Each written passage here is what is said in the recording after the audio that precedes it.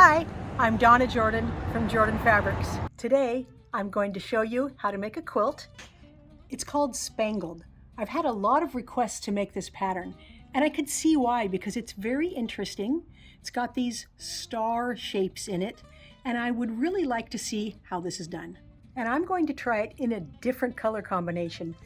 So this is a jelly roll pattern, and I've got these jelly rolls here. They have mostly light strips, a few dark ones, but I'm going to take those out, and then I'm going to use a black background where the pattern is showing light. So I'm almost making the complete opposite of the pattern, and let's see how that's going to turn out.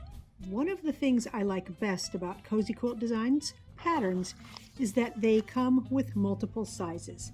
Now I want to make the twin size today, and so I'm going to need 48 of the jelly roll strips. Now this jelly roll, like most, it's got 40 strips, so there's not quite enough to make the quilt. I could get a whole nother jelly roll and pull out the 48 I like, put the rest aside for another project, but sometimes what I like to do is get a yard of a fabric that I like really well that is either in the jelly roll or coordinates with the jelly roll, and cut the extra strips I need from this yard. This is a really good way for using a fabric that you just love. Sometimes I get a fabric I really like a lot and I want to use a lot of it in my quilt. So all I have to do then is cut extra pieces in the same pre-cut that the pattern calls for. Then I can have my favorite fabric sprinkled throughout the quilt. So let's work on cutting these jelly roll strips. You always want to iron up your fabric before you cut. You can see a couple little wrinkles in here, and if you don't have it flat, it's hard to get it cut correctly. I'm going to go ahead and fold this in half because I can cut 4 layers of fabric pretty easily. If you only like to cut 2 layers at a time, then you can leave it open and not fold it. Now it's real important to have your fabric on one of the lines of your cutting board. If you have your fabric crooked like this, when you cut your strips, they're all going to end up with what we call an elbow in the middle. So be sure they are on one of the lines on your cutting board this way before you start to cut. Once it's nice and straight on the cutting board, you want to do a nice clean straight edge here. We want to line up our plastic ruler on one of the lines on the cutting board running this way. And it's real important to have the plastic ruler not move as you cut. So I like to take a weight. This is a little 5-pound dumbbell, and that's going to hold my ruler down very securely at the far end. Now we can cut off that crooked bit there, and we've got a nice straight edge to start with. I'm simply going to move the ruler over 2.5 inches and put that weight back down there. And now I've got a couple of jelly roll strips. So I'm just going to keep cutting using the same method, and everyone will be straight. And when we open these up, they're completely straight. Even in the middle, we have no bend there. Now let's open up our jelly roll and see which of these strips we're going to use. I'm not going to use the really dark ones because they won't show up well against the background. So let's see what we've got here. They are mostly light here. Let's see. All right, there we go. So the ones we want to pull out are any of them that won't show up against this dark background. So for sure, I won't use these. Way too dark. These ones are pretty dark. This one's a little dark. So we will use all of these along with these strips. And you know, you have the option on some of these, if you like, to turn them over and use the back side. I sometimes do that to keep the whole theme going of lighter print. So when you have a dark print, remember, you can always turn it over and use the wrong side up. So here's all the strips I need for the patchwork. And the good news is they all are going to get subcut exactly the same way. Now I can't give you all the sizes we're going to subcut because it's not my pattern, But Cozy Quilt Designs patterns, they're so easy to follow, so it's got all the information you need right in there.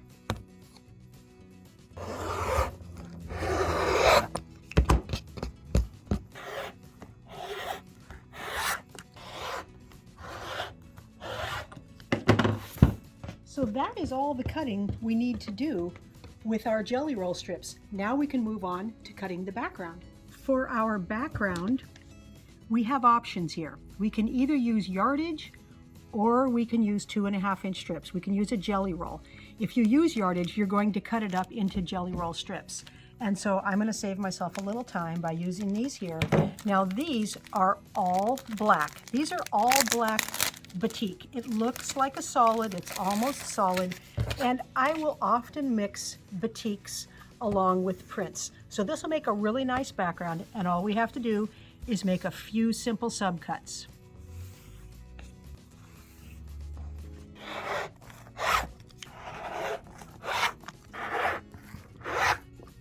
All right, all of the cutting is done.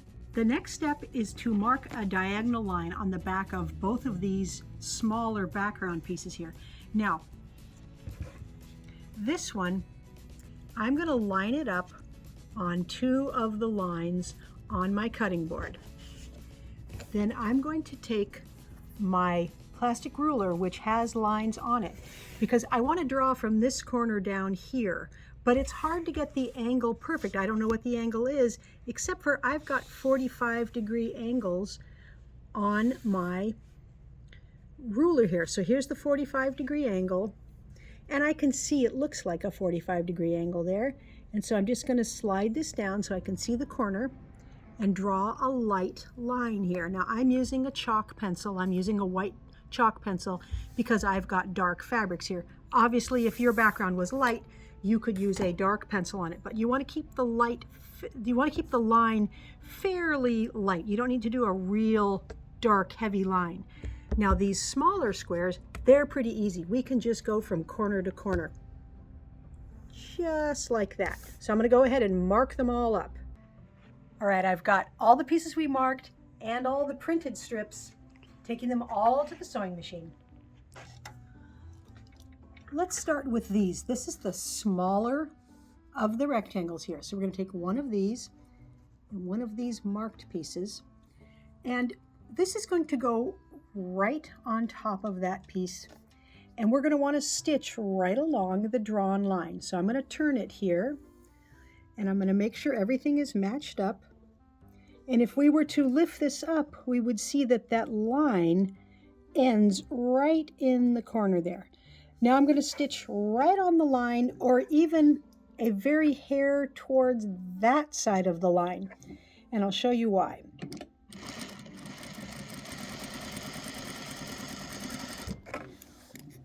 When we open this up, we want this strip to be one long piece, and it is, but sometimes when you stitch right on the line, because it does create a little bulk when you fold, it makes the piece not fit perfect. So open it up and see if that makes one big long piece, then you know you've got it done correctly.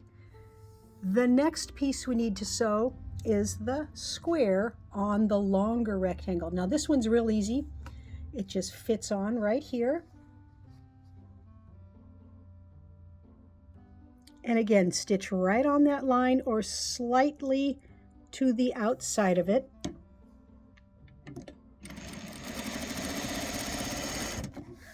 You can always check and see if you've done it perfectly by opening it up and seeing if all those raw edges match up, and they do. So I'm going to go ahead and stitch all these pieces together. Once they're all stitched up, we want to iron these corners. So for these long ones, we're just going to press that over there, give it a little steam, and then trim off the back 2 layers so that you've got just a 1/4 inch of seam allowance left. And I like to just use a sharp pair of scissors here. So now that looks like a nice rectangle. The shorter rectangles, it's got kind of an L shape here. Again, we're going to open that up, makes one nice long piece, press it, and then trim off this little triangle. Once you have all those stitched, ironed, and trimmed, we're heading back to the machine. And this time we've brought this one last background piece with us. One of these is going to go in the center of the block. Then we're going to use a piece here with a small triangle over here. And then I'm going to grab another one of those, but a different print. It's going to go over there. Then we need a couple of these that have the longer black piece. Let's put that one there. And then we'll put this one here. So that is what the block looks like. Stitching them together could not be any easier. They're all the same length. We're just going to put these two together and stitch all the way down. There's no matching, no intersections, just one long straight seam.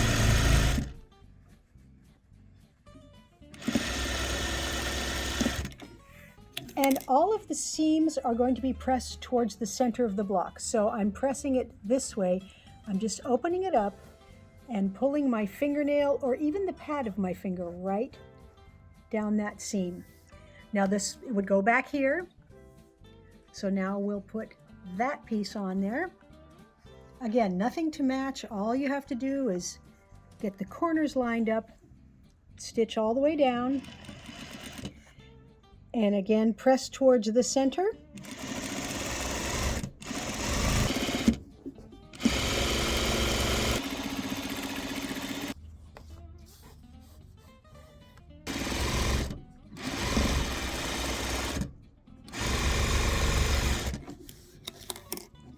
Now this seam, both of these two seams, they're getting pressed towards the center. So all the seam allowances are going toward the center.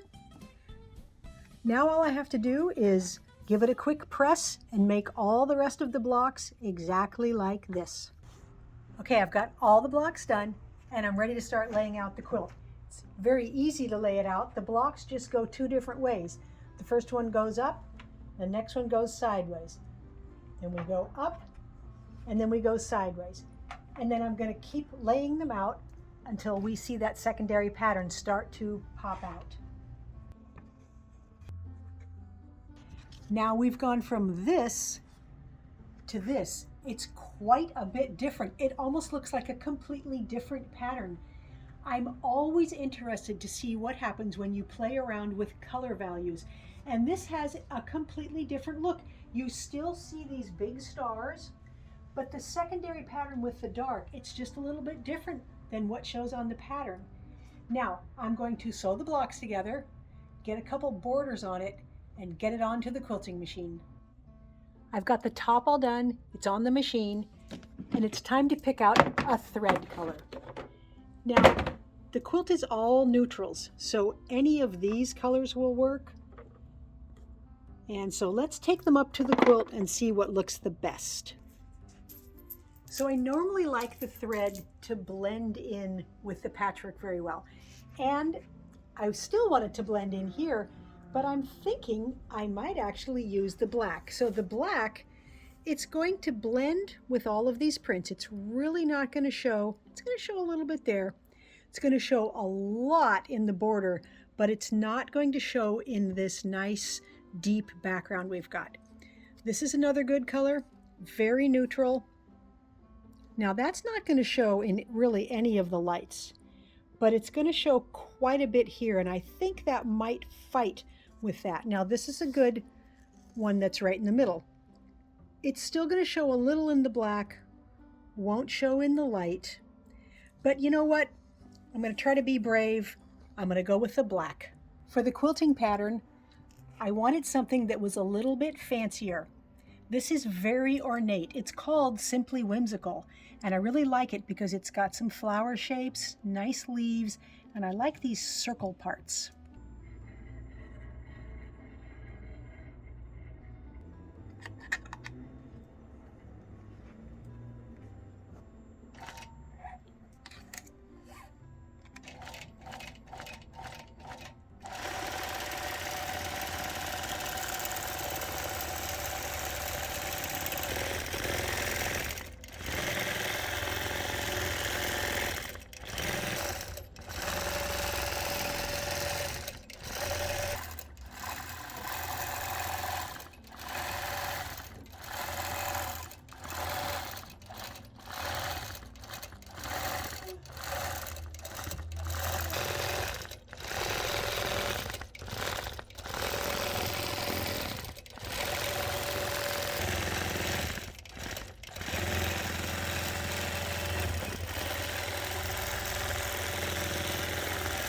look what we've done. We've taken this quilt pattern and turned it into this.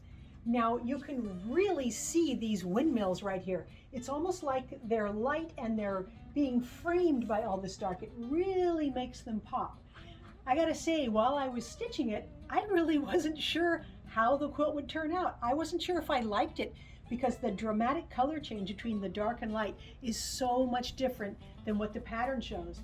But now that it's done, I'm absolutely loving it.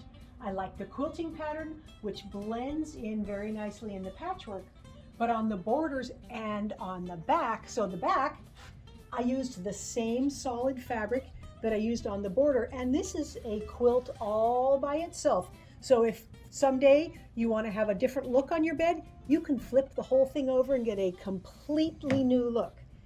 Size-wise, 76 by 96 now. The pattern calls it a twin, but that's a really big twin. And there are 4 other sizes, so there's lots of choices to make size-wise.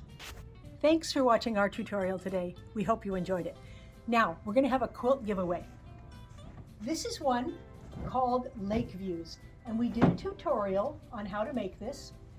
I used some little panels and then jelly roll strips to make all the patchwork. It's a fun one to make, but today you can win it. It's got all these lovely earth tones, be great in the fall. Nice, pretty floral print, fall mums on the back side. It's very easy to enter the giveaways. All you have to do is click the link right below this video that says giveaway, and you put in your name and your email address, and that's all there is to it. And remember, we can send the quilt to a winner anywhere in the world, so good luck.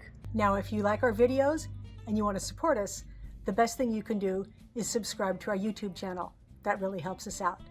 Happy quilting!